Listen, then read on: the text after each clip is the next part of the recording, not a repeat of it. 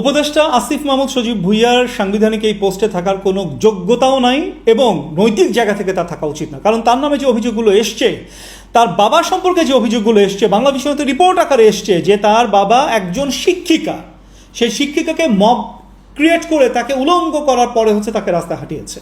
So এই ধরনের activities ঘটার পরেও তার এপিএস এর নামে দুর্নীতি তথ্য এলো।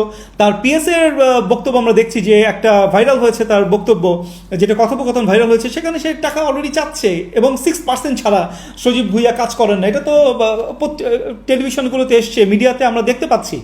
আমরা জানি না সত্য মিথ্যা কি, কিন্তু যেহেতু একটা ব্যক্তির নামে এত এত অভিযোগ, তারপরও সে সাংবিধানিক পোস্টে কিভাবে করে থাকে। আমরা চাই অতি দ্রুত, প্রয়োজনে আজকের মধ্যে আসিফ মাহমুদ সজীব ভুঁইয়ার পদত্যাগ করুন।